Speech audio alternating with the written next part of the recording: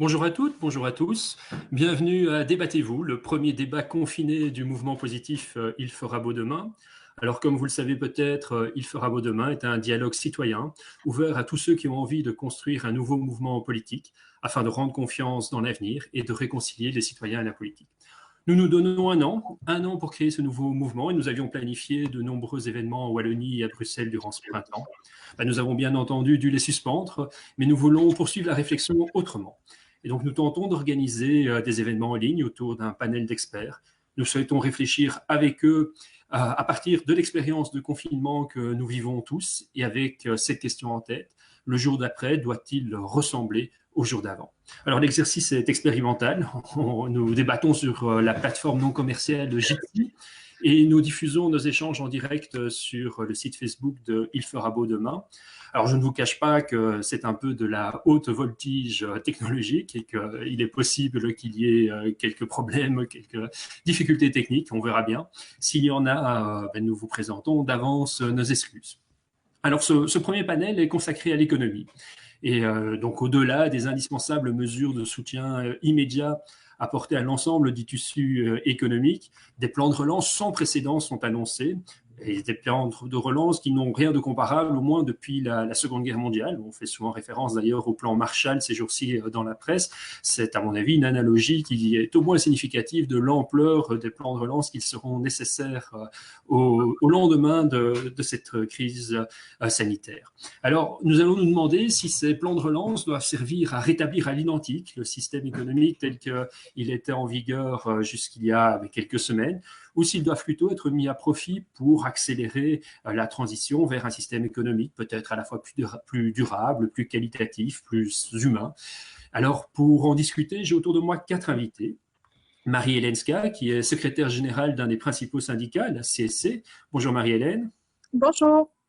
Fabienne Mister, qui est ancienne CIO de la moutarderie Bister et est aujourd'hui consultante en gestion des PME. Bonjour Fabienne. Bonjour. Bruno Coleman est CIO de la banque de Grove, Peter Cam. Bonjour Bruno. Ah, on n'entend pas Bruno là? À mon avis, le micro est coupé. Voilà. Voilà. Bonjour voilà. Bruno.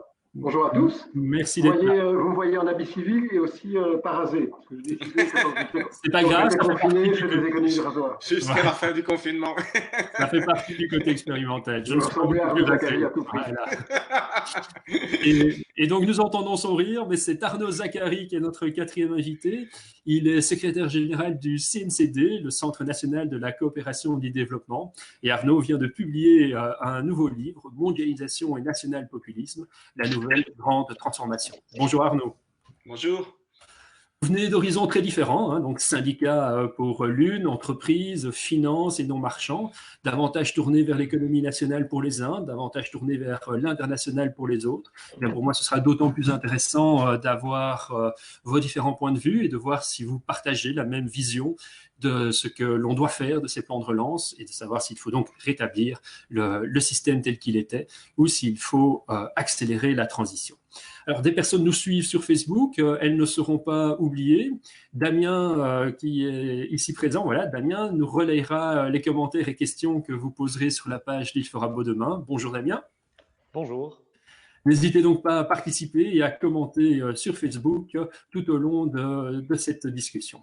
Alors, vous voyez peut-être aussi à l'écran, lorsque la mosaïque s'affiche, un grand C. Donc, ce n'est pas la CIA qui nous espionne, mais la caméra qui filme nos échanges pour les retransmettre sur Facebook. Je me tourne maintenant vers nos invités avec cette question. Donc, pour vous, la relance économique doit-elle avant tout servir à restaurer le système ou doit-elle servir à accélérer la transition? Et pourquoi? Qui d'entre vous souhaite prendre la parole en premier? On choisit. Honneur aux dames. Fabienne? Ok, écoute, c'est très clair. Je crois que pour pas mal de monde, cette crise a un côté salutaire malgré sa gravité et qu'il est grand temps de passer plus vite à autre chose. Alors autre chose, mais qu'est-ce qu'on ressent très fort pendant cette crise? C'est la place de l'humain. On voit ces réseaux de solidarité qui se mettent en place et qui déclenchent énormément d'émotions. Donc je crois que c'est que ça trouve sa juste place. Il faut plus de solidarité, il faut remettre l'humain au cœur de l'économie et bien dire que c'est l'économie qui sert l'humain et que la finance est un instrument de l'économie et pas continuer dans un système inversé. Il y a bien entendu aussi l'autre aspect qui est celui de la planète. On voit à quel point nous sommes tous connectés. On voit à quel point tout ce qui est vivant sur la planète, les humains, mais aussi les animaux et les plantes et le végétal sont connectés, c'est le cas de le dire. Cette vision de la finance qui doit être au service de l'économie? Oui, je pense que c'est un principe général. Maintenant, je ne sais pas très bien comment on va aborder la sortie de crise. Dans un premier temps, on devra, à mon avis, prolonger le système tel qu'il est maintenant parce que tous les circuits de production et d'investissement sont grippés. Et ce qu'il faut absolument, c'est assurer la transmission du pouvoir d'achat dans la population et la trésorerie des entreprises. Ce qui veut dire qu'il va falloir que les banques centrales, que les banques, que les gouvernements interviennent pour donner de la traction à l'économie sous une forme extrêmement traditionnelle, sous des politiques de transferts sociaux, de réduction d'impôts. Mais comme l'État va intervenir de manière plus lourde et sans doute plus dirigiste dans l'économie, c'est à ce moment-là qu'il faudra redéfinir l'équation sociale, fiscale, écologique, avec sans doute une géométrie financière qui va complètement changer et un système qui sera beaucoup plus proche de l'économie étatisée, j'ose même utiliser le mot nationalisé, que de l'économie de marché telle qu'on a pu la connaître depuis 40 ans. Donc c'est une voie médiane qui va s'imposer. Et le tout, évidemment, c'est qu'il faut qu'à ce moment-là, les États aient un rôle de tempérance entre les forces de marché et la redistribution parfois un peu trop égalitaire. Donc il y a, je pense, deux stades. D'abord un stade de remise en activité de l'économie et puis la redéfinition d'un nouveau contrat social et fiscal. Mais quand vous parlez d'économie nationalisée, c'est non seulement, je dirais, une logique de plan, une logique d'investissement, c'est une nationalisation d'outils de production? Peut-être pas, mais c'est le sujet de mon prochain livre qui est un plaidoyer pour la réhabilitation de l'État stratège. Je crois que ce serait difficile de revenir dans l'économie planique qu'on a pu connaître après la guerre. D'ailleurs, le planisme est une idée qui avait été développée pendant Vichy, en 1941.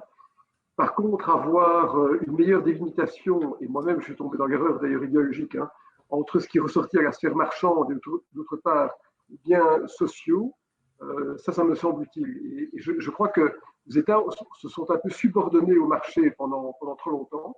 Et je répète, moi-même, j'ai fait cette erreur de jugement de ne pas l'avoir vu assez tôt. Donc, il y aurait une réhabilitation des États dans ce que les marchés ne peuvent pas faire. Le marché, naturellement, n'est pas là pour être égalitaire. Le marché n'est pas là pour sécréter des biens sociaux, pour gérer l'éducation, la médecine. Et il faut que l'État reprenne certains attributs. Ça, c'est le grand dialogue entre l'État et les marchés qui va devoir être configuré dans les prochaines années. Et je pense que ça ne va pas se faire rapidement.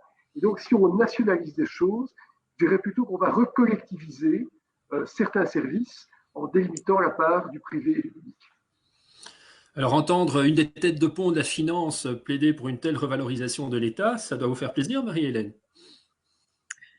Oui, ça me fait plaisir parce que c'était effectivement le grand absent des débats ces 15 à 20 dernières années, c'était le rôle de l'État. On a beaucoup parlé de l'État comme d'un État minimum, comme d'un État qui devait favoriser l'activité économique, comme d'un État qui devait surtout libérer les énergies. Et on s'aperçoit chaque fois dans les moments de crise, c'est vrai maintenant, c'était vrai au moment de la crise de la finance, qu'en fait, les États ont un rôle crucial à jouer, à la fois pour assurer la cohésion sociale, parce qu'une société, c'est bien plus qu'une équation économique, et je me réjouis d'entendre Fabienne Pister et Bruno Coleman plaider dans le même sens. C'est d'abord une communauté humaine. Et donc, si changement il doit y avoir, ce que nous souhaitons évidemment, c'est que le changement, il porte d'abord sur la mesure de ce que c'est l'économie aujourd'hui. Et je prends un exemple simple pour illustrer le propos. Maintenant que les grands-parents sont confinés, les personnes âgées sont confinées, que les parents ont encore un peu plus de difficultés à combiner leur vie privée et leur vie professionnelle, on prend tout doucement en compte le fait que ce troisième ou ce quatrième âge, c'est aussi une période de la vie au cours de laquelle les uns et les autres ont un apport assez fondamental à la société. Et donc, ça nous sort un petit peu du discours de ces dernières années sur le fait qu'il faut allonger l'âge d'accès à la retraite, qu'il faut contribuer davantage, qu'il faut travailler plus longtemps, parce qu'on prend conscience pleinement dans des moments comme ceux-ci de l'apport d'une partie importante de la population qui n'est absolument pas comptabilisée dans les équations économiques. Donc, oui, pardon. Oui, Marie-Hélène. Voilà, la connexion de Marie-Hélène manifestement posé problème. Elle va. Effectivement, voilà, je ne sais pas si ça va mieux. Oui, voilà. Voilà, oui, la connexion n'est pas très bonne, mais c'est pas grave.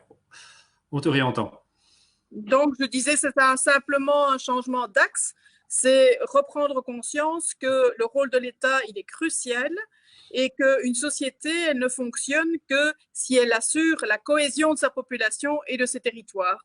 Et donc, c'est autour de ces axes-là, me semble-t-il, qu'on doit vraiment repenser à la fois le rôle de l'État, à la fois le rôle des instruments publics et le rôle des acteurs sociaux. Si j'entends bien le développement, il y a une mise en cause du PIB comme implicite dans le raisonnement, comme étant l'indicateur adéquat du progrès, de la prospérité. Le PIB qui était d'ailleurs un des instruments principaux qui avait été développé pour les plans de relance à la sortie de la Deuxième Guerre mondiale. Donc c'est un changement d'indicateur aussi qu'il faudrait faire pour prendre en compte justement le rôle notamment du travail bénévole, de la contribution au bien-être de toute une série d'acteurs qui aujourd'hui ne sont pas pris en compte. Ben, c'est clair, et je pense que Bruno Coleman l'a souligné, ça veut dire que le modèle économique aujourd'hui, il est basé sur quelques indicateurs clés qui négligent complètement à la fois l'apport de certaines parties de la population, mais aussi toutes les externalités, par exemple, qui ne sont pas prises en compte, notamment dans le produit intérieur brut. Donc, c'est effectivement des équations nouvelles qu'il faut inventer pour faire société à nouveau. Et donc, le rôle de l'État serait notamment celui-là de parvenir à internaliser ces externalités, donc les effets qui ne sont pas pris en compte dans les interactions économiques. Il faudrait quoi? À travers la fiscalité, à travers des subventions, comment est-ce que l'État pourrait faire en sorte que ces externalités positives, hein, en l'occurrence, mais parfois négatives aussi, c'est la pollution par exemple, donc le rôle de l'État devrait de parvenir à faire rentrer cela dans l'équation? Le rôle de l'État, et nous l'avons déjà dit bien avant la pandémie de Covid-19, c'est que le ministère des Finances et le ministère du Budget travaillent ensemble à d'autres indicateurs de mesure de ce qu'est la comptabilité nationale, de ce qu'est le bien-être dans une société. Ça, c'est une première chose. Deux, il faut que l'État fixe des règles. Et les règles, ce n'est pas simplement un plus petit commun dénominateur et pas simplement un cadre minimum, mais ça doit aussi être un cadre de ce que l'on encourage et de ce que l'on décourage comme activité. Je me réjouis par exemple d'entendre que la Commission européenne, dès la semaine dernière, a dit qu'il fallait quitter la politique des champions nationaux pour arriver à une politique d'écosystème à soutenir. Et ces écosystèmes, on peut les définir en termes de ce qui apporte de la valeur ajoutée et du bien-être à la population et au territoire. Ok. Arnaud Zacharie, cette insistance sur le niveau européen aussi, pas simplement national, c'est quelque chose qui va dans le sens de ce que tu développes dans ton livre? Oui, très certainement, hein, même si plutôt que de dire il faut plus d'Europe, il faut mieux d'Europe en fait, hein, parce que le débat éternel entre l'Europe des nations et l'Europe fédérale, on voit bien que ça pollue un peu le débat. Donc on doit réagir dans l'urgence et c'est pas la première fois. Et bon, le fait est que la crise de 2008 est encore fraîche dans les mémoires. Donc on a quand même cette expérience, hein, d'avoir sauvé le système entre guillemets, mais d'avoir voulu ensuite corriger les déficits publics par des politiques d'austérité qui ont entraîné des pressions déflationnistes. Et donc les banques centrales ont été, notamment la Banque centrale européenne, a été appelée à la rescousse depuis de nombreuses années maintenant. Donc elle est de nouveau au premier plan en injectant des liquidités pour sauver la stabilité du système financier qui est lourdement impacté par le double choc d'offres et de demandes qui a été provoqué par le coronavirus. Mais je pense que le défi actuellement, et c'est clairement ma source d'espoir, c'est qu'il faut faire converger l'urgence à court terme de sauver ce qui peut l'être, en prenant les mesures qui vont permettre les transformations à long terme de l'économie pour avoir une économie qui soit à la fois plus juste, qui soit à la fois plus soutenable et qui soit à la fois plus résiliente. Donc ce qui me rend relativement optimiste, c'est que il existe un plan, hein, puisque on parle quand même depuis plusieurs années de cette nécessaire transition écologique et sociale, hein, que l'on appelle le Green New Deal aux États-Unis, qu'on appelle le Green Deal au niveau européen. Donc on doit agir dans l'urgence, mais on a la chance d'avoir un plan qui a été déposé par la Commission européenne en décembre dernier, qui n'est certainement pas parfait, qui est plus environnemental que social, mais qui en tout cas permettrait d'embrasser les différents secteurs qui sont nécessaires pour cette transformation à long terme. J'ai écrit un article juste avant la crise du coronavirus où je faisais le bilan de ce Green Deal, où je disais le contenu est très bon. Le seul problème, c'est que le plan de financement qui a été proposé par la Commission européenne au Parlement en janvier 2020 ne tient pas la route.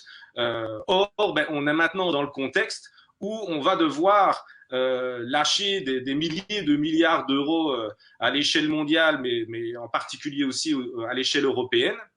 Donc, on a évidemment une opportunité historique de corriger les erreurs du passé, mais aussi de mobiliser les moyens qui sont nécessaires pour ces transformations, que ce soit évidemment la transition énergétique, que ce soit la mobilité durable.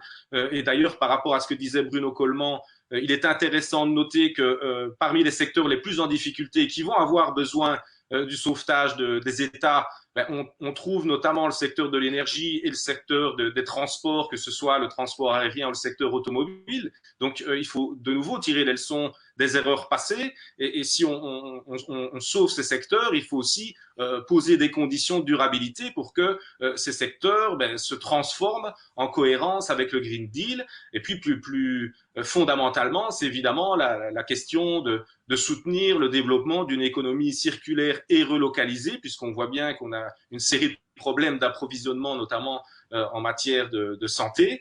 Évidemment, investir dans la santé publique, parce que ce qu'on est quand même en train de voir aujourd'hui, c'est qu'on est tous en confinement parce qu'on n'a pas suffisamment de place dans les hôpitaux, qu'on voit que les lits d'hôpitaux qui ont par exemple fortement augmenté en Corée du Sud, et on voit comment la Corée du Sud a pu venir à bout du virus, alors qu'en Europe, et ne parlons pas des États-Unis, on est en baisse structurelle depuis 40 ans. Donc on a toute une série de secteurs ici, l'agroécologie évidemment, puisque aussi l'origine du virus, c'est aussi une crise environnementale quelque part, avec la destruction de nos écosystèmes et de la biodiversité qui est en fait la source du problème. Donc on a un plan qui est sur la table, qui manquait de financement, et comme par miracle, j'ai envie de dire, on a cette crise du coronavirus qui arrive et qui nécessite de devoir dépenser des montants très importants en faisant sauter des dogmes, notamment le pacte de stabilité, mais aussi l'équilibre budgétaire allemand qui pose quand même problème depuis pas mal d'années. Donc évidemment, on a d'autres débats autour des eurobonds, qu'on appelle maintenant les corona bonds, sur lesquels on reviendra, mais je dirais que la priorité pour moi, à ce stade, c'est de concrétiser, d'utiliser cette crise comme une opportunité pour concrétiser ce Green Deal, pour apporter les financements qui sont nécessaires et qui vont être disponibles, non seulement au niveau des plans budgétaires des États, mais aussi de la Banque centrale européenne. On parle de plus en plus de l'hélicoptère monnaie, par exemple, de monnaie hélicoptère ou drone monétaire en français. Donc on parle maintenant de solutions qui sortent des sentiers battus, mais qui pourraient à la fois être utiles pour éviter une dépression, mais aussi pour transformer à plus long terme l'économie en cohérence avec ce Green Deal.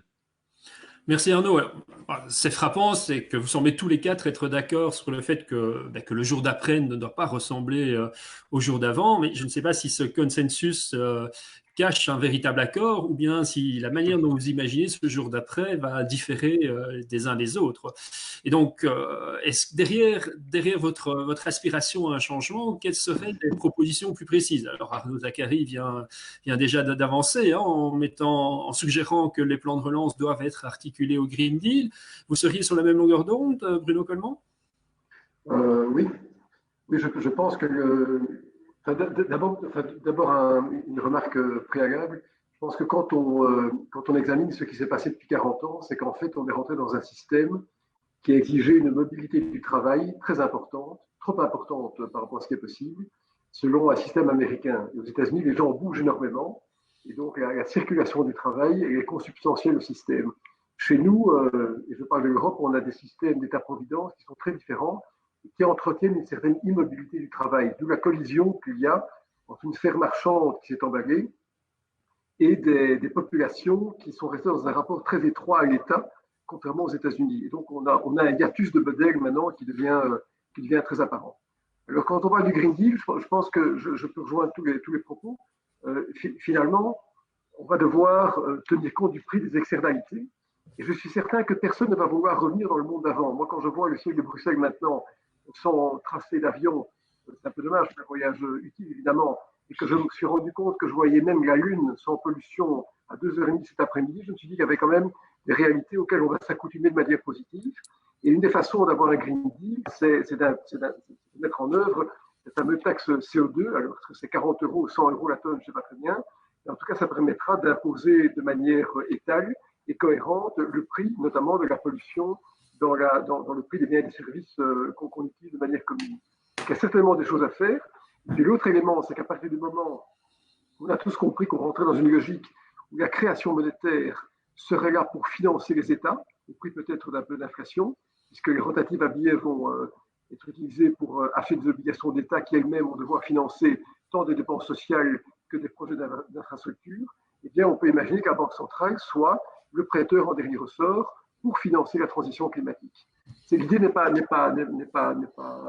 nouvelle. Hein. Pierre Garoutourou, qui est un économiste français, l'a défendu depuis longtemps. J'ai d'ailleurs été le voir j'avais été voir le Premier ministre avec lui avant les élections. C'est une idée un peu orthodoxe parce que ça mélange la politique budgétaire avec la politique monétaire. Et aujourd'hui, les circonstances vont l'imposer, je pense. Oui, Pierre Garoutourou, qui était d'ailleurs interrogé par Arnaud Reussen hier soir sur la première dans CQFD. Voilà. Nous sommes dans le prolongement de ce débat-là, en quelque sorte. Fabienne, justement, l'Union wallonne des entreprises a été très, très partagée ces derniers mois sur la question du lien vers une transition plus environnementale, où son président Jacques Rey avait pris des mesures assez en pointe, mais tout le monde entrepreneurial wallon n'a pas suivi. Ce serait trop beau.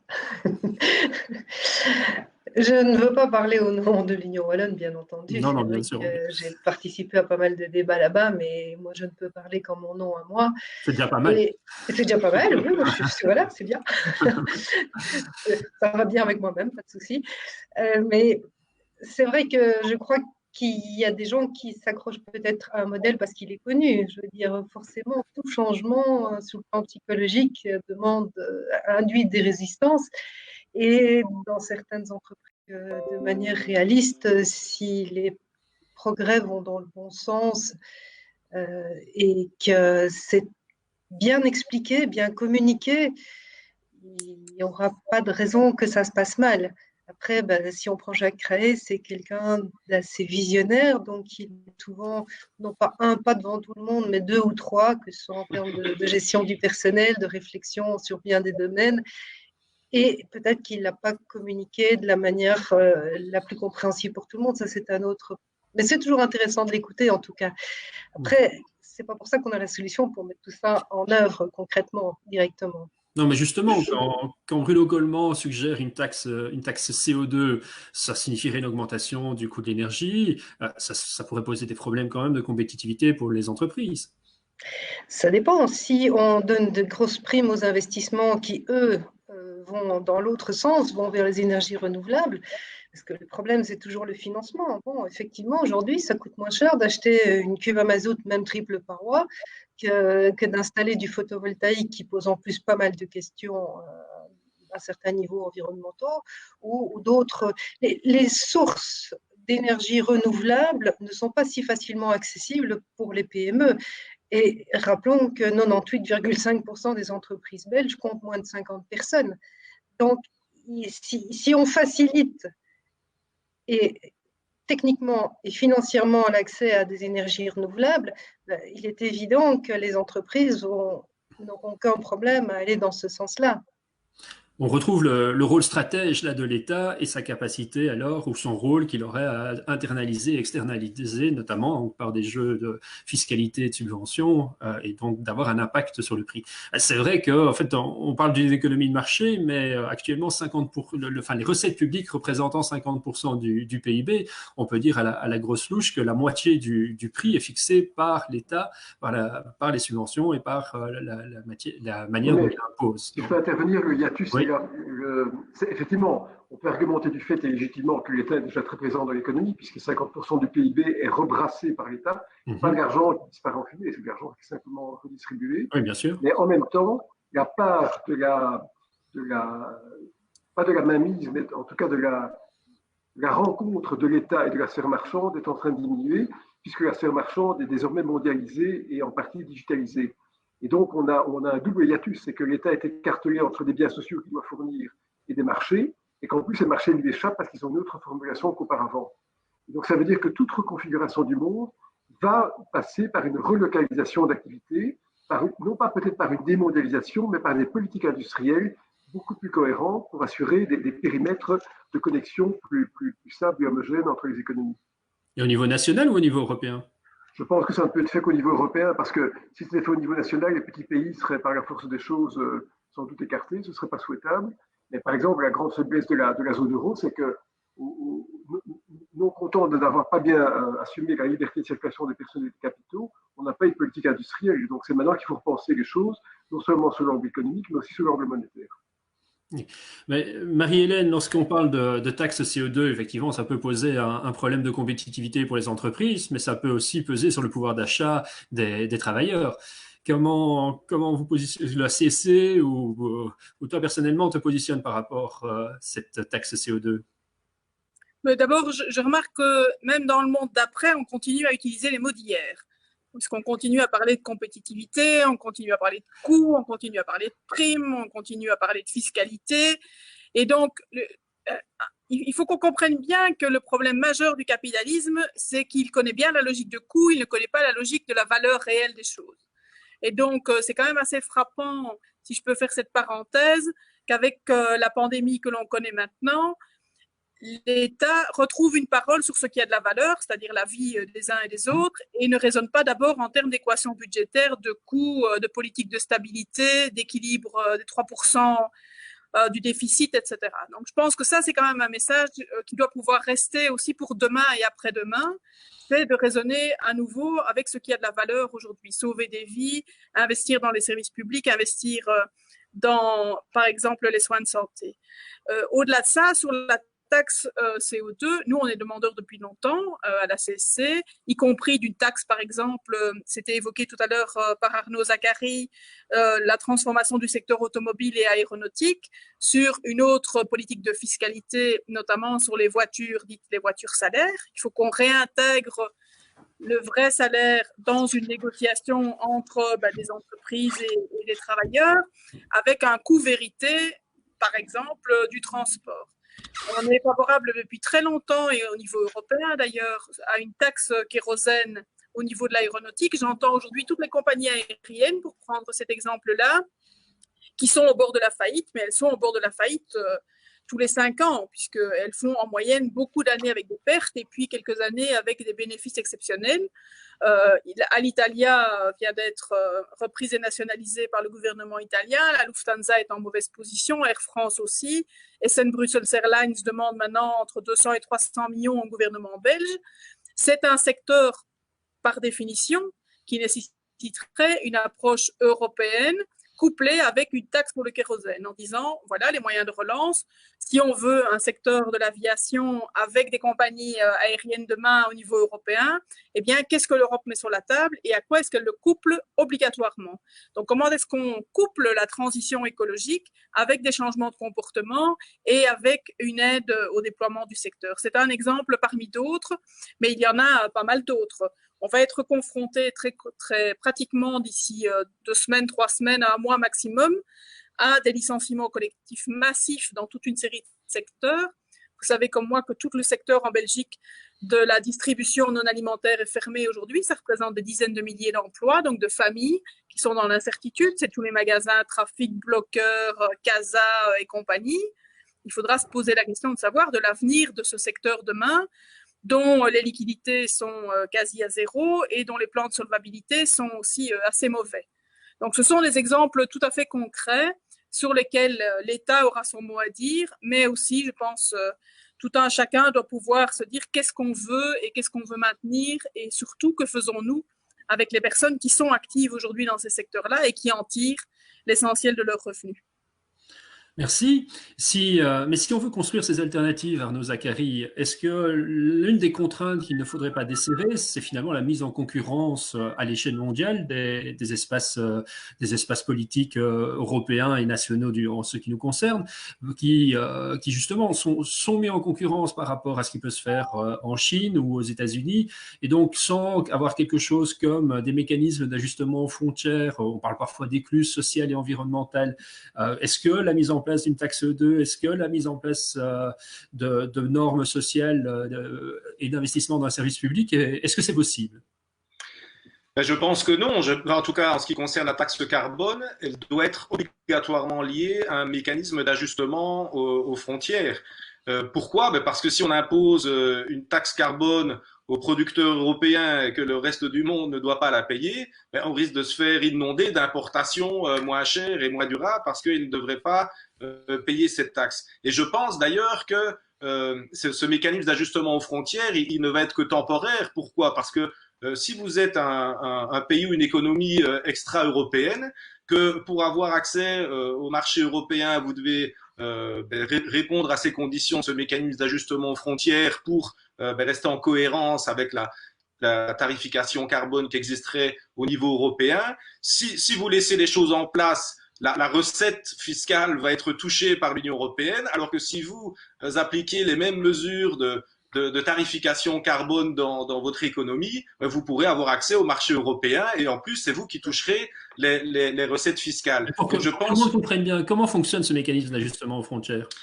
Ben, bon, évidemment, ça se discute et on n'ose pas utiliser certains termes, hein, puisque dans le document du Green Deal, il est clairement dit qu'on va tenter de contourner l'unanimité, puisque les politiques fiscales européennes nécessitent l'unanimité. Donc, on parle d'un mécanisme d'ajustement aux frontières qui va très concrètement prendre la forme d'une taxe ou en tout cas d'une tarification à partir par exemple de normes. Hein, il existe des normes ISO, donc c'est sur cela qu'on se base pour pouvoir mesurer le degré de durabilité des produits qui auraient accès ou pas au marché européen en fonction de ce respect de ces normes. Et donc s'il n'y a pas respect de ces normes, il faut payer une pénalité. Donc on n'appelle pas ça taxe si on veut, mais en tout cas il y aura de recettes pour l'Union européenne, alors que si les économies extra-européennes adoptent les mêmes mesures, elles vont avoir des recettes supplémentaires et elles auront accès au marché européen. Donc là on parle beaucoup de course au moins-disant environnementale ou sociale du fait de la course à la compétitivité que vous évoquez. Ici on aurait une course au mieux-disant environnemental en quelque sorte. Damien, est-ce que les internautes réagissent? Est-ce que nous avons quelques commentaires? On te voit réapparaître, voilà. Voilà, bonjour, donc bonjour à tous, je suis Damien et je suis là pour relayer justement les commentaires des internautes sur Facebook qui nous suivent, mais aussi sur la plateforme de participation en ligne, travaux-de-bain.team. Alors, bonne nouvelle, nous sommes déjà beaucoup plus de 100 personnes à suivre le débat, beaucoup de réactions, beaucoup de commentaires. Je vais en sélectionner quelques-uns pour retransmettre ici, continuer à débattre.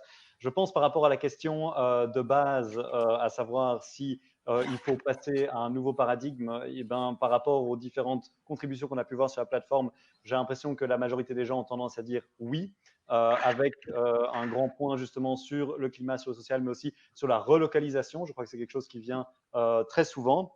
Après, par rapport justement à la place de l'État qui pourrait se voir renforcée, dont vous avez parlé longuement, un commentaire par exemple de Mathieu qui demande, mais tiens, est-ce que ce n'est pas une utopie? Alors, une utopie par rapport au fonctionnement même de l'État, avec peut-être une question de, tiens, est-ce qu'il fonctionne si bien? Est-ce qu'il est apte à en effet pouvoir gérer davantage de ses compétences ou cette place accrue, mais aussi peut-être une utopie par rapport à ce qui est possible à faire au niveau européen, où maintenant l'unanimité empêche énormément de choses d'avancer. Comme le disait un autre internaute, est-ce qu'il faudrait faire sauter cette unanimité? Toujours aussi par rapport à l'État. On sait qu'il est soumis à des pressions, à des lobbies. Donc il y a une réticence de plusieurs internautes par rapport justement à tiens, qu'est-ce qu'on peut faire, jusqu'où réalistiquement on peut aller en tant qu'État et en tant qu'aussi Union européenne. Est-ce que le Green Deal aussi est le bon cadre pour continuer à faire avancer ça? C'est une question de Georges. Excusez-moi d'avoir écorché le nom. Alors aussi, je pense il y a beaucoup de questions qui portent sur le financement, et est-ce que pour pouvoir justement entamer cette transition, il faudra la financer? Est-ce qu'on le fait via la taxation de la pollution? Certaines personnes en parlent, mais il y a aussi la taxation peut-être de la finance, des taxes Tobin et autres. Ce sont des propositions qui se retrouvent sur la plateforme qui pourraient être intéressantes de couvrir.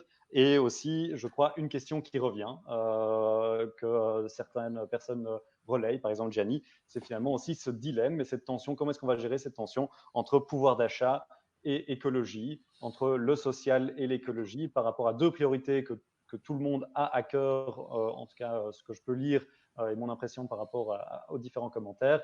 On sait que voilà, ce sont deux priorités, mais est-ce qu'elles sont toujours conciliables et comment est-ce qu'on gère cette tension? Voilà un peu pour retransmettre l'état des discussions à la fois sur la plateforme ilferabeaudemain.team et dans les discussions Facebook. Et donc, chers spectateurs, je vous invite à continuer à participer, poser vos questions. Merci. Bruno, j'ai l'impression que vous voulez réagir, peut-être notamment sur la finance. Je pense que ce qui va changer, je me vois en très sombre. Est-ce qu'on me voit avec de la lumière ou pas? Parce que Oui, il n'y a pas de problème. Ah ben, parfait, voilà. Je pense que ce qui va changer dans la configuration du monde de demain, c'est que ce n'est pas la fiscalité classique qui va relancer l'économie, qu'elle soit négative ou positive, et c'est la création monétaire. Parce qu'en fait, tout ce qui est symbolique peut être modifié.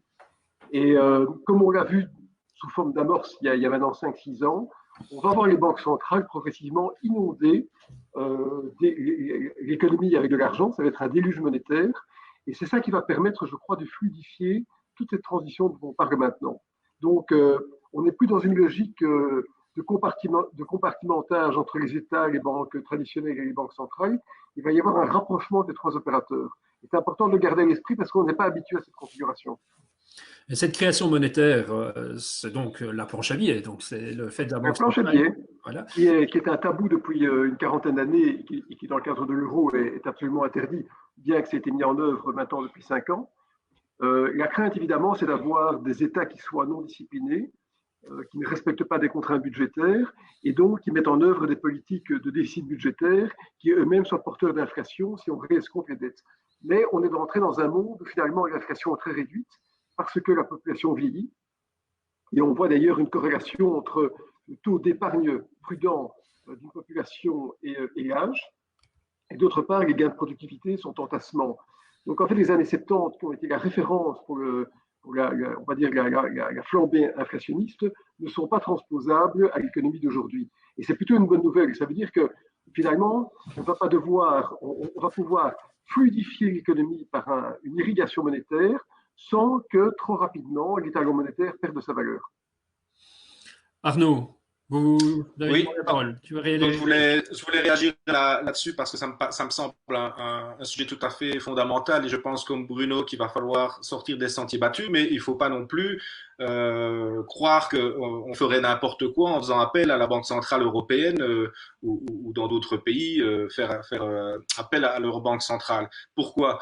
Parce que je pense qu'il faut agir aussi dans une durée temporaire. On est là dans une crise exceptionnelle, c'est un choc externe qui vient mettre l'économie mondiale à l'arrêt aussi bien au niveau de l'offre que de la demande et qui débouche sur une panique financière.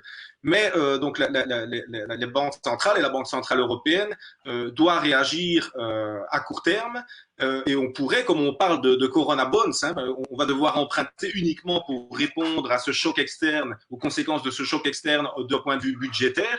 Mais ça devrait être la même logique du point de vue monétaire, donc de dire, OK, on sort de la règle européenne pendant une durée déterminée pour sortir de cette crise exceptionnelle. On peut monétiser les dettes et donc le financement des États et donc ne pas ajouter des dettes publiques aux États. Les banques centrales ont aussi, la Banque centrale européenne a la possibilité d'effacer des dettes publiques détenues par des banques centrales nationales. J'ai parlé du drone monétaire tout à l'heure, mais peut-être expliquer pour ceux qui ne verraient pas ce que c'est, ce dont il s'agit. Il s'agit non plus pour la Banque centrale européenne de transiter par les banques pour financer l'économie réelle, c'est-à-dire les ménages et les entreprises, mais c'est de directement financer avec de la monnaie centrale les ménages et les entreprises. Donc, je pense que ces mesures exceptionnelles peuvent être prises à court terme et, comme le disait Bruno, Hein, évidemment, les économistes craignent l'inflation, mais on doit de nouveau craindre une crise déflationniste cette année. On a eu hier, hein, on a eu hier les chiffres qui sont tout à fait inquiétants. Donc, à court terme, on n'a pas du tout à s'inquiéter de l'inflation. On doit s'inquiéter d'une crise déflationniste. Et si on tombe dans cette trappe déflationniste, ça risque de durer longtemps. Donc, la question de l'inflation à court terme n'en est pas une. Par contre, il faut savoir qu'on n'est pas dans le premier quantitative easing, dans l'assouplissement quantitatif, comme on dit en français, de la Banque centrale européenne. Donc, ça veut dire quoi? Ça veut dire qu'on pourrait, en fait, la monnaie qui est injectée par la Banque centrale européenne sous forme d'achat d'obligations, par exemple, une fois que les obligations arrivent à échéance, on pourrait le reconvertir en obligations vertes pour financer le Green Deal, justement. Et cela n'ajouterait pas de masse monétaire. On ne ferait que reconvertir en quelque sorte de la création monétaire qui a déjà été injectée dans l'économie, puisque on injecte depuis des années des milliers de milliards d'euros dans l'économie. L'autre aspect important que je crois qu'il faut souligner par rapport à la question d'un des auditeurs, c'est la question de l'État. Évidemment, il ne s'agit pas de sacraliser l'État. Il faut d'ailleurs être très vigilant. Hein. Regardons ce qui se passe en Hongrie, regardons ce qui se passe au Brésil. On est là face à une urgence qui nécessite des décisions autoritaires. Donc évidemment, les régimes issus du national-populisme qui étaient déjà en vogue avant la crise, voient aussi, eux, une opportunité de pérenniser en quelque sorte les mesures autoritaires d'urgence. Et donc, il ne faudrait pas en voulant revaloriser le rôle de l'État, on se retrouve avec des dictatures ou des régimes autoritaires. Donc c'est très important de revaloriser le rôle de l'État stratège, de l'État social, de l'État entrepreneur en matière économique, mais il faut simultanément démocratiser ces États, radicaliser la démocratie avec toute une série de mesures, y compris ce qu'on appelle la démocratie délibérative, comme on la voit naître maintenant en communauté germanophone et comme on l'annonce aussi en région wallonne. Donc de faire participer davantage le citoyen à la délibération qui va motiver les décisions politiques pour qu'il y ait une appropriation démocratique de ces mesures. Ouais, il y a énormément de choses dans ce qui vient d'être dit, énormément de niveaux, et un des fils conducteurs, c'est savoir c'est quoi l'État. Hein, donc derrière cette figure de l'État, c'est quel niveau, parce qu'il y a en Belgique, mais si on rajoute le niveau européen, il y a certainement un enchâssement des niveaux. Or, j'ai eu l'impression que le discours sur les obligations européennes, les Corona Bonds, les Eurobonds, on les appelle comme on veut, une des réponses, c'était que cet endettement européen devait financer des initiatives européenne, qui soit justement en lien avec le Green Deal, plutôt que ce qui empêcherait d'ailleurs, ce qui répondrait à ceux qui craignent que ce soit qu'une manière pour des États de financer leur propre déficit. Mais ça signifie quelque part créer un budget européen propre avec des ressources peut-être fiscales propres. Et c'est pour ça que je reviens à la question de la fiscalité, du financement, qui a notamment donc la fiscalité sur la finance, sur laquelle Bruno Coleman a glissé rapidement, mais qui a été soulevé par les auditeurs. Pierre Laroutourou, par exemple, hier soir, prônait un impôt européen sur les grandes entreprises. On parle également parfois d'une taxe Tobin ou d'une micro-taxe sur les transactions financières. Et quand on entend transactions financières, c'est pas comme dans le cas de la taxe Tobin, les transactions spéculatives, c'est toutes les transactions que nous faisons, nous, quand nous allons pour faire un achat, que nous utilisons nos cartes. Donc, c'est chaque transfert d'argent qui serait à la place ou à côté de la TVA. Il y aurait une micro-taxe de 0,01%, par exemple, mais sur une telle multiplication de petits gestes que cela générerait des sommes importantes, dit-on. Je dois avouer que moi, je n'ai pas la moindre idée sur la pertinence ou non de cette proposition. Je ne sais pas si Bruno, Fabienne… Il y a beaucoup d'idées. Hein, taxer de manière homogène les entreprises européennes, c'est souhaitable, évidemment. C'est compliqué à faire parce qu'au niveau européen, la règle de l'unanimité s'applique et c'est difficile à obtenir. D'ailleurs, chaque pays essaie d'avoir un avantage fiscal de capture de poche de croissance. Et d'autre part, avoir une micro-taxe sur des transferts, ça se comprend, mais en tant que tel, un transfert n'est pas générateur de richesse. Et la logique fiscale, c'est plutôt de capturer un accroissement de richesse sous forme de plus-value ou sous forme de revenus. La taxe Tobin, par exemple, moi j'ai toujours eu le plus grand doute parce que finalement, un déplacement latéral de monnaie pour acquérir un actif ou pour en céder, ce n'est pas quelque chose qui crée de la valeur au temps zéro où l'opération est mise en œuvre. Je pense qu'on doit repenser à la fiscalité. C'est évident parce que on a aujourd'hui une fiscalité, en tout cas pour les personnes physiques, qui est essentiellement progressive sur le travail et qui est devenue quasiment proportionnelle sur d'autres types de revenus. Et pour les sociétés, contrairement à ce qu'on avait pensé, la fiscalité a baissé depuis la crise de 2008. On l'a vu dans différents pays. Et évidemment, c'est la course à l'échalote parce que dès qu'un pays important baisse sa fiscalité, pour essayer de concurrencer, les autres doivent suivre. Et donc, voilà, plutôt d'avoir une harmonisation, on a une sorte de concurrence fiscale qui arrive peut-être au même résultat, mais pas au même rythme. Ouais. J'ai l'impression que ce n'est pas le débat maintenant.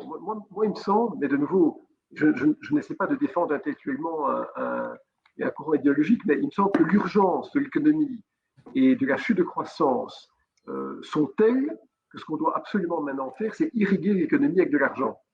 Et que cet argent, finalement, il se dilue par un peu d'inflation dans la masse globale de la création monétaire. On pourra après discuter de savoir comment reprélever cet argent créé selon la fiscalité du capital, du travail, des revenus du capital et du travail. Ça, on peut en discuter après. Mais ça, c'est un débat qu'on peut avoir dans 2-3 ans. Aujourd'hui, on a une économie, et peu s'en rendre compte, parce qu'on est vraiment au début de la catastrophe, dont le taux de croissance devient mais profondément négatif. Moi, quand j'avais parlé du fait en Belgique qu'on allait avoir un déficit public de l'ordre de 8 à 10% du PIB, tout le monde m'a ri au nez. J'avais dit RTL ou RTB, je ne sais plus très bien, on m'a encore taxé de pessimiste congénital. Enfin, on y sera quand même. Ce qui veut dire qu'aujourd'hui, c'est le pouvoir d'achat immédiat dans le bout de chaîne de la transaction qui doit être assuré. Après, on verra bien comment le récupérer. Mais que ce soit la création monétaire dans un premier temps n'est pas grave, puisqu'en fait, on revient à une économie primaire où il faut simplement que l'argent circule. Alors avant de retourner chez Damien et nos internautes, Fabienne, je voulais vous entendre.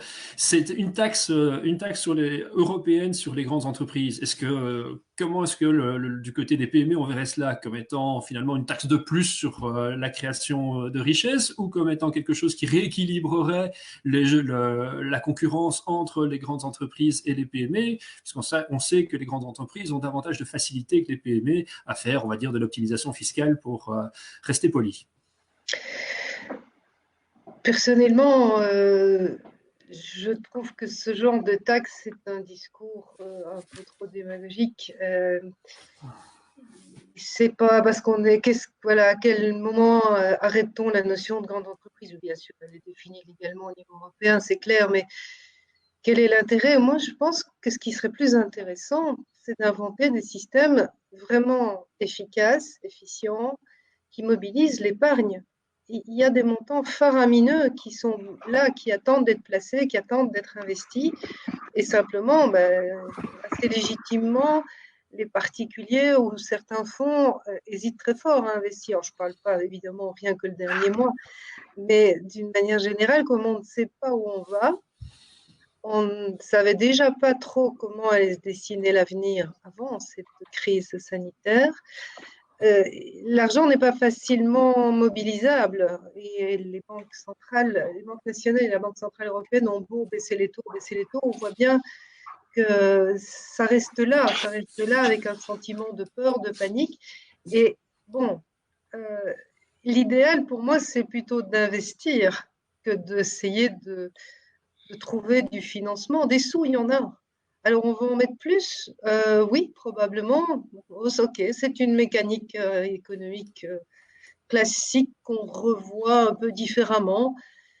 Mais moi, je crois que fondamentalement, les gens ont besoin qu'on leur dessine un avenir, un projet enthousiasmant, dans lesquels ils peuvent vraiment s'impliquer, dont ils peuvent faire partie. C'est aussi vrai pour une PME que pour une grande entreprise, que pour une région, pour un pays, que pour l'Europe. On est un peu perdu. Et ça, c'est pas bon. Ce qui manque pour moi, c'est pas des taxes, c'est des projets enthousiasmants vers un avenir meilleur. Alors, c'est des grands mots, mais quelque part, essayer d'avoir un consensus sur la taxation de toutes les grandes entreprises européennes, c'est aussi un grand mot, parce que après, qu'est-ce qu'on va en faire? Alors, un projet enthousiasmant, est-ce que certains de nos auditeurs ont des suggestions, Damien? Ils ont certainement des suggestions, ils ont surtout aussi des questions. Et par rapport à ce qui vient de se dire, par exemple, Monsieur Coleman parlait qu'il fallait injecter beaucoup d'argent dans l'économie, mais qu'il fallait surtout qu'elle arrive aux consommateurs.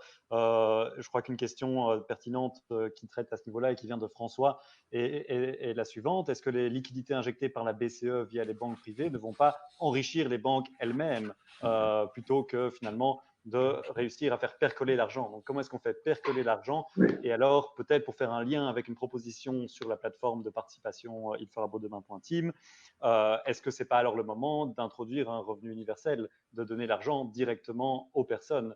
Après, bien entendu, il y a la question de savoir, OK, cet argent, si elle est là à l'heure actuelle, pourquoi est-ce qu'elle n'est pas investie? Si c'est un manque de projet. Enfin, voilà, je vous laisse continuer à débattre. Je veux peut-être me permettre de répondre. Les internautes à continuer à participer. Oui. Je me permets de répondre et Arnaud pourra certainement compléter mon propos. L'argent, en fait, arrive indirectement par les transferts sociaux. C'est-à-dire qu'en période de tassement économique, il y a moins de recettes fiscales, il y a plus de dépenses sociales. C'est ce qu'on appelle les stabilisateurs économiques. Donc, naturellement, par la force des choses, l'argent qui est créé par les banques centrales se transmet par le financement de l'endettement dans l'économie. Mais moi, je n'étais pas très favorable à l'idée de l'allocation universelle, qui est d'ailleurs un concept qui n'est pas du tout socialisant, comme on peut le penser, mais tout à fait libéral, parce que c'est la contrepartie de ce qu'on appelle l'effet du ruissellement, qui a été théorisé maintenant il y a bien longtemps aux États-Unis. Mais si le système économique est tellement grippé que des circuits complets de production et d'investissement sont bloqués, alors il faut donner un pouvoir d'achat immédiat aux personnes en bout de chaîne. Et l'idée que je m'étais permis de défendre dans certains écrits, c'était de dire, mais pourquoi ne pas imaginer sur base d'une déclaration sommaire l'obtention d'une indemnité pour les personnes qui ne bénéficient évidemment pas par ailleurs d'autres dispositions comme le chômage technique, et sachant que cette indemnité serait alors fiscalisée l'année prochaine, en 2021, à la déclaration de l'impôt des personnes physiques, et qu'elle soit taxée en fonction de la réalité des revenus globaux d'une personne. Donc, par exemple, un indépendant qui souhaiterait avoir une aide immédiate pourrait l'obtenir, et si par ailleurs l'ensemble de ses revenus est assez conséquent, eh bien cette indemnité serait recapturée sous forme d'impôt. Ce serait donc une indemnité de cash temporaire pendant un an, qui ne coûte d'ailleurs pas très très cher, puisque le taux d'intérêt est proche de zéro. Mais je pense que si on en arrive à une économie qui est dans un tel état d'urgence, on devra le considérer. Et j'en prends pour illustration le fait que ce n'est pas parce que les magasins sont ouverts que tout le monde a un pouvoir d'achat, et que certains pays, comme l'Italie, commencent à penser à réintroduire des tickets alimentaires, des bons de rationnement, je ne sais pas très bien comment on appelle ça, un peu comme aux États-Unis, où il y a à peu près 50 millions d'Américains qui en bénéficient. Parce que si on en arrive là, ça veut dire qu'on crée une monnaie parallèle, avec une durée de vie qui est limitée, bien sûr, et à l'affectation prédestinée, c'est-à-dire dans des biens alimentaires. Je n'exclus pas qu'on puisse en arriver là si vraiment l'économie est dans un tel trou qu'on n'arrive pas à trouver l'étincelle pour remettre le moteur en marche. Alors, sur l'allocation universelle, ce n'est en général pas une proposition qui est défendue avec beaucoup, je veux dire, de volontarisme du côté syndical. Au contraire, on y voit une menace du système classique de sécurité sociale. Mais est-ce que la réflexion évolue sur ce point, Marie-Hélène? Le micro n'est pas rebranché, Marie-Hélène. Là ? Voilà. Merci. Donc, désolé, j'ai dû vous quitter 2 minutes parce que même si on réfléchit à demain, il faut aussi gérer aujourd'hui. Voilà. Pas de problème. Je voulais réagir sur 2 aspects. D'abord, l'injection de liquidités par la Banque centrale européenne. On évoque souvent des montants qui sont assez faramineux. On parle en milliards de dollars ou d'euros. Et donc, si on pouvait retrouver le sens de l'argent et le sens de sa valeur et revenir avec des montants qui sont aussi des montants qui soient appréhendables par vous et par moi, je pense que ça faciliterait aussi beaucoup la discussion économique. Sur le revenu universel, la question n'est pas de savoir si on doit évoluer sur cette question-là. La question est de savoir est-ce que c'est une réponse pertinente à des situations qui sont des situations difficiles aujourd'hui. Et donc là, nous avons 3 réflexions importantes. La première, c'est que tout le monde doit pouvoir bénéficier d'un revenu minimum pour vivre. Ça semble assez évident et ce n'est pas le cas aujourd'hui. Des personnes sans abri, des personnes qui n'ont pas de domicile connu ou qui sont des réfugiés, par exemple, n'ont pas de revenus ou des personnes qui ont été exclues de tous les systèmes de sécurité sociale. Donc, il faut un revenu minimum pour pouvoir vivre. il n'y a rien à faire. La pyramide alimentaire de Maslow, elle est là. Hein. Il faut pouvoir manger, il faut pouvoir se nourrir, il faut pouvoir avoir un toit avant de commencer à penser à autre chose. Donc ça, c'est une première réflexion. La deuxième, c'est que la fausse bonne idée du revenu universel, c'est qu'elle pense que tout le monde est sur la même ligne de départ. Et que si on donne la même somme à tout le monde aura les mêmes capacités de s'en servir. Prenons un exemple simple. Si vous êtes une personne handicapée ou si vous êtes une personne valide, le revenu n'aura pas du tout le même sens pour vous. Et donc, dire qu'on va assimiler ou avoir une fiction qui considère que tout le monde est égal, tout le monde sur la même ligne de départ avec les mêmes conditions, ce n'est absolument pas reconnaître la réalité telle qu'elle est aujourd'hui. Et le troisième élément, et ça vient d'être relevé par Bruno Coleman, c'est que un homme, une femme, n'est pas juste une unité monétaire. Et donc, qu'il y a une forme de contrepartie qui est le rôle que l'on joue dans la société, la place que l'on y a, qui est extrêmement important. Et toutes les discussions sur le revenu universel portent là-dessus, portent sur quelle est ma place et est-ce que j'ai juste la valeur du bon qu'on me donne, qu'on l'appelle bon alimentaire ou qu'on l'appelle 500 € ou 1000 € par mois. Donc, soyons attentifs pour redessiner demain à ne pas remettre sur la table des idées qui semblent sympathiques au point de départ, mais qui en fait ne partent pas du tout de la réalité aujourd'hui. Tout le monde n'est pas sur la même ligne de départ et l'aspect monétaire est un aspect certes important, mais il est loin d'être le seul. Je pense que c'est un débat qui mériterait d'être approfondi et effectivement les points qui semblent avoir été évoqués, notamment la question de la contrepartie, la question du différence entre les personnes sont essentielles dans le débat sur l'allocation universelle et ça dépend aussi qu'est-ce que l'allocation universelle vient ou non remplacer. Mais c'est un débat qui mériterait d'être fait en soi à mon avis et je vois que Damien est réapparu avec un invité. Voilà, bonjour à tous et j'ai le plaisir de vous introduire Arnaud qui nous suivait justement et à qui on a proposé de venir directement en tant que citoyen rejoindre le panel pour participer. Voilà, alors Arnaud, je pense, est aussi enseignant et Arnaud est je l'ai déjà vu en tout cas, vu beaucoup de ses propositions sur la plateforme Il fera beau demain parce que c'est un gros contributeur sur la plateforme. Bienvenue Arnaud, voilà. Tu as la Bonjour Arnaud. Bonjour, est-ce qu'on m'entend bien? Ça va, c'est très bien. Parfait. Avez-vous une question ou un commentaire? J'en ai plein, mais bon, j'étais interrogé pour une question en particulier. En fait, le libre-échange, c'est bien, ça peut avoir de très gros avantages, mais le problème, c'est que d'un côté, les situations sociales sont très différentes. Et donc, pourquoi pas, par exemple, mettre une sorte de taxe, d'impôt pour réguler, pour justement compenser cette grosse différence de sécurité sociale entre les pays. Et donc, si on importe, par exemple, un produit, je ne sais pas moi, en Chine, eh bien, leurs droits sociaux sont inférieurs aux nôtres, ça fait une concurrence, et donc elle serait compensée par une taxe pour mettre tout le monde, en tout cas chez l'acheteur, à même niveau. Alors, c'est le principe des mécanismes d'ajustement aux frontières que l'on avait évoqué déjà tout à l'heure avec Arnaud. On l'avait évoqué essentiellement dans le cadre d'une taxe carbone, et donc là, pour une mise sur le même pied des éléments environnementaux. Mais là, ce que vous suggérez, c'est de faire la même chose sur le plan social, le plan des systèmes sociaux. Marie-Hélène, peut-être, est-ce que c'est une idée qui est également soutenue au niveau de la CSC? Mais en tout cas, l'idée d'avoir ce que les économistes appellent un level playing field, c'est-à-dire de jouer sur un terrain dont les règles sont connues et sont identiques pour tout le monde, ça oui, bien évidemment. C'est un des gros problèmes que nous avons aujourd'hui avec la mondialisation, avec les accords commerciaux qui sont noués entre l'Europe et les États-Unis ou d'autres parties du monde, c'est qu'on fixe des règles en pensant que tout le monde, de nouveau, a le même cadre réglementaire. Donc, permettre demain un redéploiement de l'économie sur des bases qui soient des bases plus saines est évidemment quelque chose d'essentiel. Ceci dit, c'est comme ça depuis la nuit des temps. Les avantages comparatifs dont on nous parlait dans nos manuels d'économie il y a bien longtemps, la théorie des avantages comparatifs, c'était déjà ça. C'était de dire sur quel terrain est-ce qu'un pays ou un continent est le plus fort et donc localisons une activité à cet endroit-là. Donc ça, on reste quand même un peu avec un idéal relativement utopique par rapport à cela. On sait que les règles ne sont pas les mêmes, les régimes démocratiques ne sont pas une réalité partout dans le monde non plus. Et donc, si on pouvait déjà avoir, par exemple, sur des idées de taxes carbone, etc., des taxes frontières qui soient communes pour tous les pays européens, nous aurions déjà fait des pas assez sensibles. Mais est-ce qu'un juste milieu par rapport justement à la question de la mondialisation, et quand même, pour sauver Ricardo et la théorie des avantages comparatifs, c'est que cette concurrence, elle doit se faire uniquement sur les aspects économiques.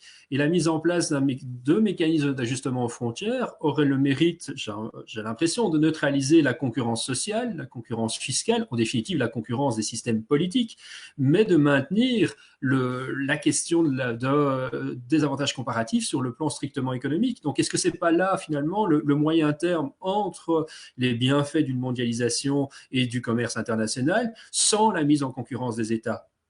Donc, ça peut l'être, et ça peut l'être pour autant que les États respectent aussi alors, par exemple, les normes internationales de l'Organisation internationale du travail, de manière à ce qu'il y ait un terrain qui soit un terrain quand même garantissant les droits des travailleurs et des citoyens où qu'ils se trouvent dans le monde. Fabienne, ça ouvrirait pas une perspective totalement différente pour les entreprises européennes qui n'auraient justement plus des avantages, j'ai envie de dire, comparatifs par rapport à des politiques sociales, des politiques fiscales qui sont plus lourdes, pour utiliser un terme négatif, mais dont on connaît aussi les avantages par ailleurs pour les citoyens, mais donc qui pèsent plus lourdement en tout cas sur la capacité de production des entreprises. Il ne faut pas oublier que pour tourner, on a besoin de matières premières, d'emballage, etc. Et qu'on est très très loin de trouver tout sur notre petit territoire belge ou même dans les pays avoisinants. Si vous prenez l'exemple des entreprises que j'ai eu le plaisir de diriger de moutarderie en Belgique et en France pendant 30 ans, on ne peut pas travailler avec des graines de moutarde qui viennent de Belgique ou de France. C'est juste pas jouable, pas finançable. Donc, on a besoin de les faire venir de ce qu'on appelle le grenier de l'Europe. Pour le moment, l'Ukraine a des très très belles qualités depuis quelques années, parfois la Russie. Donc le libre-échange à ce niveau-là est super important. Il ne faut pas raisonner uniquement en termes de produits finis.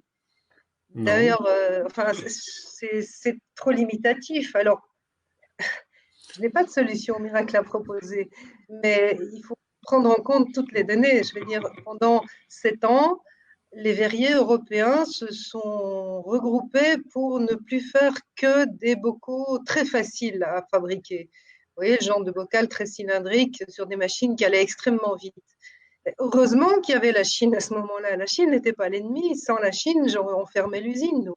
Parce que les Chinois ont été les seuls pendant 7-8 ans à accepter de faire des bocaux un peu spéciaux, de faire cette fameuse grenade qui était notre marque commerciale principale. Après, effectivement, quand l'économie chinoise a été mieux, plus en forme, il est évident que les bons de commande des sociétés européennes passaient en dessous de la pile. Hein. Les Chinois, alors, ils produisaient d'abord pour les entreprises chinoises qui en avaient besoin, et nos commandes, il fallait un peu insister pour les avoir. Donc, on s'est battu, mais vraiment, ça a été des négociations pendant 2-3 ans pour qu'un verrier européen veuille bien faire le modèle de la grenade et le modèle du bocal carré de la marque L'Étoile qu'on avait reprise aussi. Il ne faut pas croire que c'est si facile que ça. Et on ne parle pas que de concurrence au niveau des produits finis. Arnaud, est-ce que les réactions vont satisfaire la personne qui a posé la question? Ah oui, il y a 2 Arnaud maintenant. Voilà, excusez-moi. Non. Oui, voilà, c'était à vous que je m'adressais. Donc, une réaction par rapport à ce que Fabienne et Marie-Hélène viennent de dire?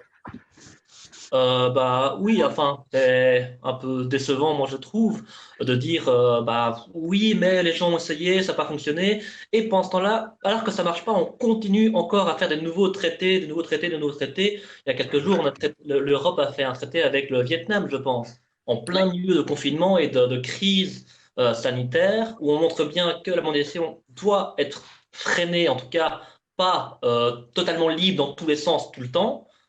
Et là, on propose des trucs et on dit oui, mais non, parce qu'il y a ce petit détail, du coup, on fait rien. Et c'est toujours un peu le problème que j'ai, moi, c'est ok, oui, évidemment, il n'y a pas de solution parfaite, mais à un moment, il faut dire stop, il y a des choses à faire et on ne va pas plus loin dans la mondialisation tant que les solutions ne fût-ce que entamées. Parce que là, on continue, oui, mais on fonce au mur. Arnaud Zachary, cette fois-ci. Oui, merci. Donc, Je pense qu'on est au cœur du problème. Hein. Il faut une mondialisation, mais il faut mondialiser le travail décent. Donc on vient d'avoir un témoignage qui pour moi est très éloquent. Évidemment que pour faire de la moutarde, il faut aller solliciter des travailleurs à l'autre bout du monde.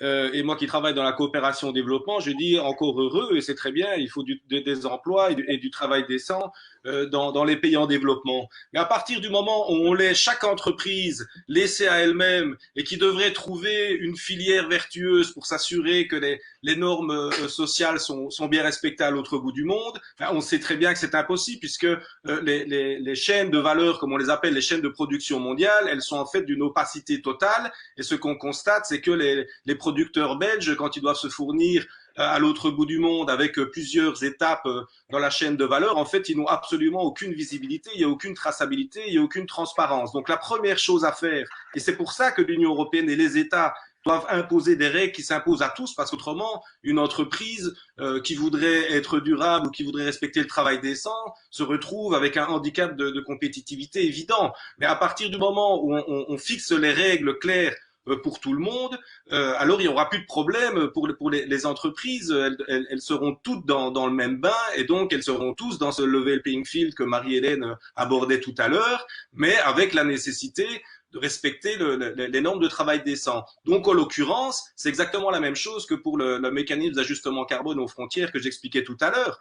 Il faut que dans les accords de commerce qui sont négociés, et on en négocie de nombreux ces dernières années, il y ait un chapitre développement durable qui soit contraignant, non seulement pour les questions environnementales, mais pour les questions sociales, à commencer par les normes de l'Organisation internationale du travail. Et donc, de dire, vous n'aurez accès au marché européen que si vous respectez un minimum de normes fondamentales de l'OIT.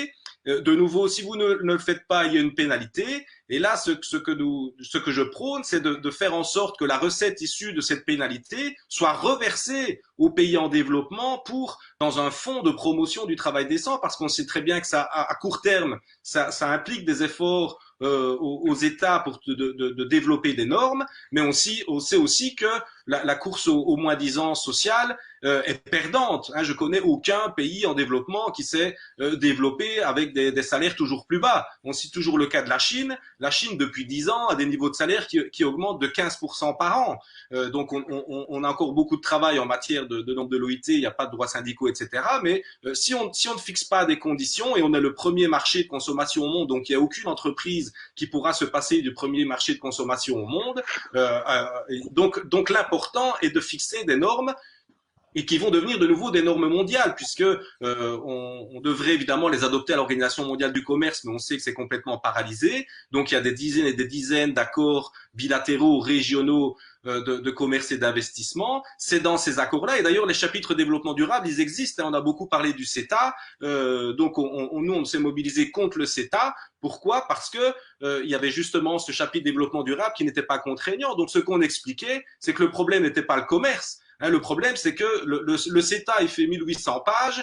Je fais 2 amendements dans le document et tout change. Simplement, le chapitre développement durable est lié au mécanisme de règlement des différends qui existent dans le traité. Donc, c'est pas des amendements énormes, mais qui changeraient la logique. C'est-à-dire, plutôt que la course au moins-disant social, ou si une entreprise veut être compétitive, en fait, elle doit fermer les yeux sur les violations du travail décent ou des droits humains à l'autre bout du monde, où on a un nivellement par le haut, une course au mieux-disant social, où non seulement on va imposer des normes pour s'assurer que le consommateur européen va acheter des produits qui respectent les normes fondamentales, parce qu'il faut savoir qu'actuellement, le consommateur qui veut faire son choix, en fait, il ne peut pas le faire. Il n'y a aucune indication sur la traçabilité sociale et environnementale des produits. Mais, comme je disais aussi, aider par la coopération internationale ces pays à cette course au mieux-disant, parce que c'est dans l'intérêt de ces travailleurs. Les graines de moutarde, il faut de toute façon les commercialiser, donc soit elles seront produites par des travailleurs dans des conditions décentes, soit dans des conditions indécentes, et je pense qu'on a tous intérêt, en tant que producteurs, en tant que consommateurs, en tant que citoyens, que ces normes soient respectées. Donc, il faut montrer un peu les dents. C'est pas de se dire, OK, on est dans une mondialisation, course à la compétitivité mondiale, et à chaque entreprise de tirer son plan. Évidemment, on continuera d'assister à ce à quoi on assiste, et c'est exactement la même chose en matière de fiscalité. On est passé de 45% à peu près 22% de l'impôt mondial sur les sociétés. Donc au rythme actuel, en 2052, on est à 0%. Or, on voit déjà que des Amazon, des Apple payent en fait 0%. Amazon, l'année dernière, aux États-Unis, a payé 0% sur ses 11 milliards de dollars de profit aux États-Unis. Apple a été épinglée en Europe parce qu'elle payait 0,005% sur ses profits dans la totalité de l'Union européenne. Donc c'est la question de la justice fiscale, parce que à côté des questions économiques et sociales, il y a les questions démocratiques, et il faut qu'on les prenne tout à fait au sérieux, parce que la menace nationale populiste, elle est là depuis plusieurs années. On voit dans quelle situation se trouve l'Italie aujourd'hui. C'est pas de chance que l'Italie est le pays le plus touché par le coronavirus, alors que l'Italie, c'est pas la Grèce, c'est 10 fois plus, ça pèse 10 fois plus dans l'économie européenne, et on voit non seulement la Lega de Salvini, mais aussi les néofascistes qui sont maintenant à près de 15% dans les sondages.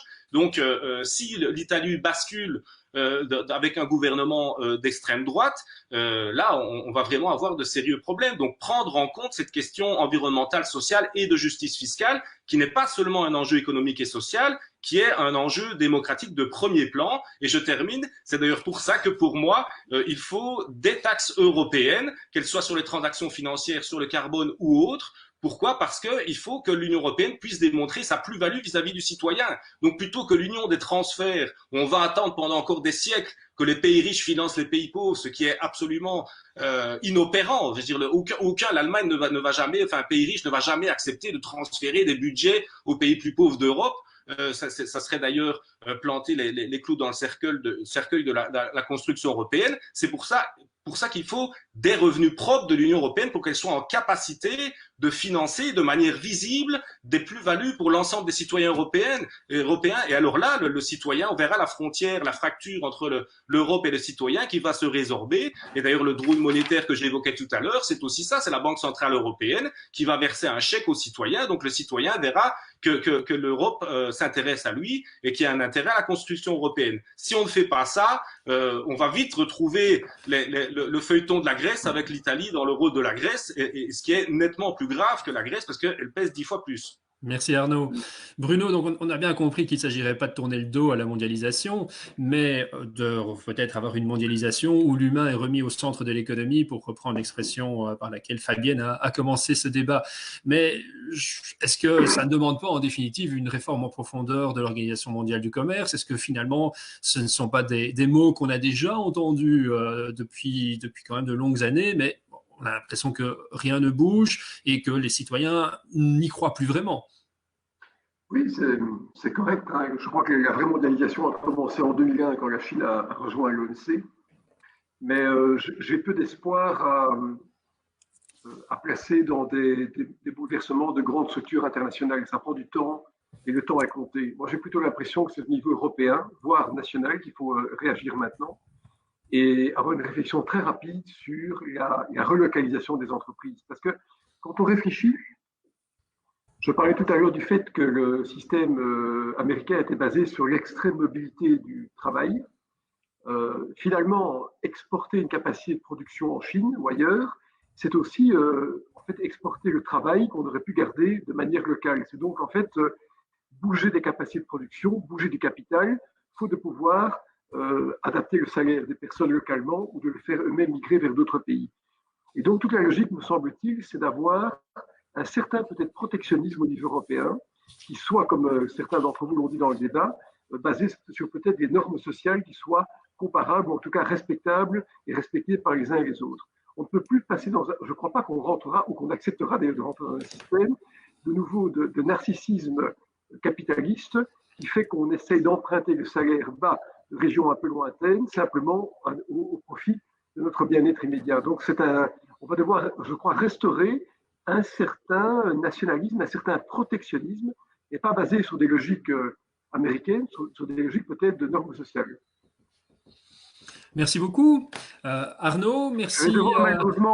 Oui, mais on arrive de toute façon tout doucement à la fin du... Arnaud, merci pour ta contribution, et j'espère que nous aurons d'autres contributions de ta part à travers la plateforme ilferabo.team, donc ilferabodemain.team. Donc j'invite d'ailleurs tous ceux qui nous suivent sur Facebook à se rendre sur cette plateforme pour pouvoir eux aussi poster leurs contributions. Donc, je répète, ilferabeaudemain.team.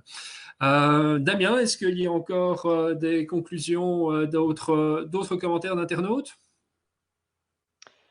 Alors, je pense que c'est dur de parler de conclusion pour un débat qui a touché énormément de sujets. J'ai l'impression que les questions qui sont posées, finalement, ouvrent encore plus le spectre. Et donc, moi, la conclusion que j'en tire par rapport aux commentaires, aux nombreux commentaires des différentes personnes, c'est qu'on va devoir faire d'autres débats pour creuser d'autres C'est sujets. prévu.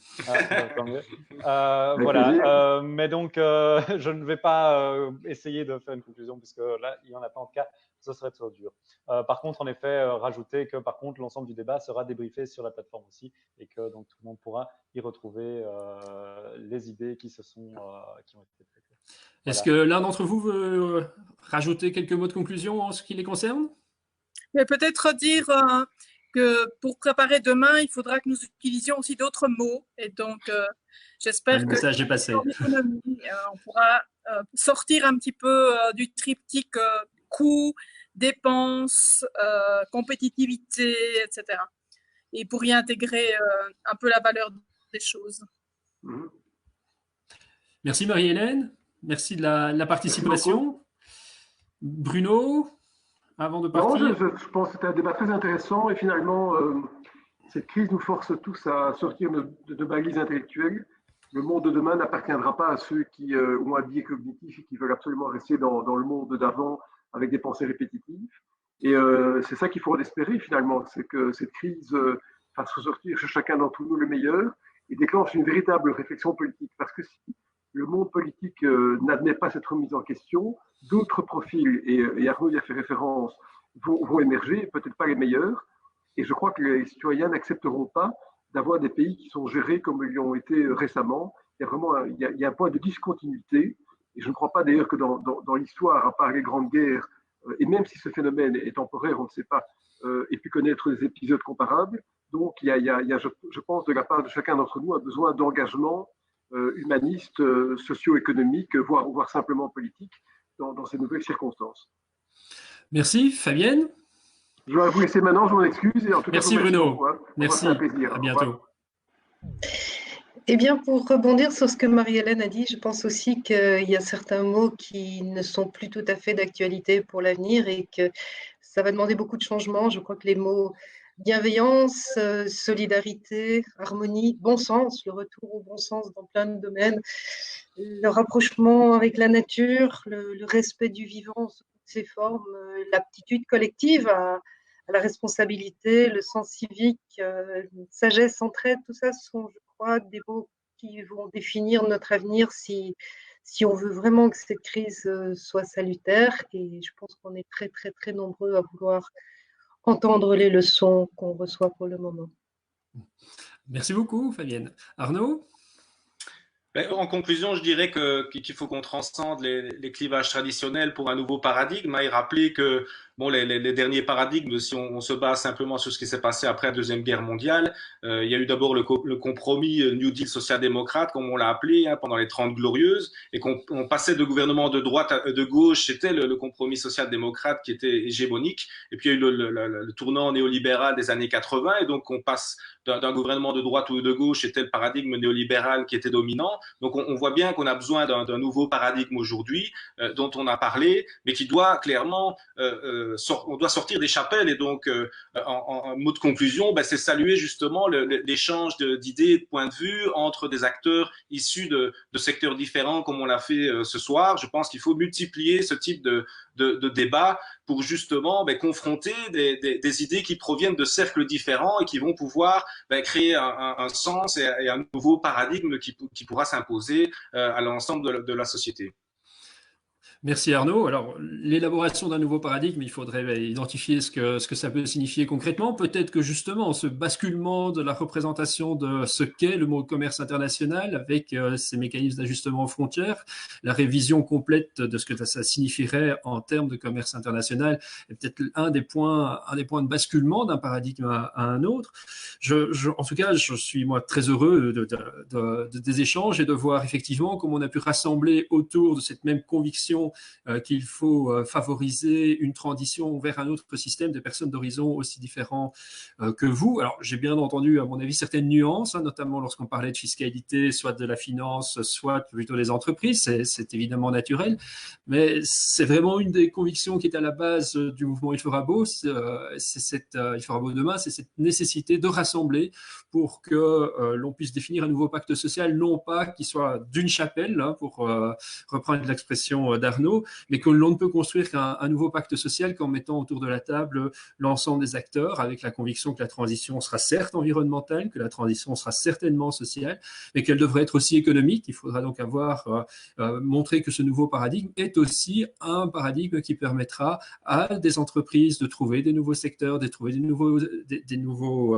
nouveaux marchés, mais aussi du coup de créer davantage des nouvelles sources d'emploi et de bien-être pour chacun. Et puis surtout, je pense, en tout cas, c'est inévitable pour moi que cette transition devra avant tout être humaine, en ayant la conviction que ça nous permettra de, non pas peut-être pas d'avoir toujours plus, mais de vivre mieux, puisque c'est la conviction de base d'Il fera beau demain, ce passage d'un paradigme orienté depuis de longues années sur le toujours plus, et je pense que c'était commun tant à la période social-démocrate qu'à la période néolibérale, mais vers un paradigme plutôt plus qualitatif, plutôt tourné vers une amélioration des relations humaines, une amélioration du vivre mieux. Alors, ça demande effectivement de toucher à de nombreuses autres questions. Nous essaierons de le faire dans les prochaines semaines avec d'autres invités. Je vous remercie en tout cas d'avoir initié cette nouvelle formule. J'attends avec curiosité de savoir qu'est-ce que ça a pu donner de l'autre côté du miroir sur le plan technique. Est-ce que la qualité de débat était aussi suffisante pour les internautes? En tout cas, j'espère qu'on pourra renouveler cette expérience. En attendant, je vous invite tous à suivre notre actualité sur Facebook, donc sur la page Il fera beau demain, un mouvement positif, sur laquelle vous êtes si vous nous suivez en streaming, mais donc également, comme je vous l'ai dit, d'aller contribuer sur la plateforme ilferabeaudemain.team. Elle n'attend que vos idées, elle n'attend que vos contributions pour ensemble construire ce nouveau paradigme, construire ce monde de demain. Parce que c'est aujourd'hui, c'est donc que l'on doit imaginer demain. Je vous remercie tous. Merci à vous. Au revoir. Merci. Belle soirée.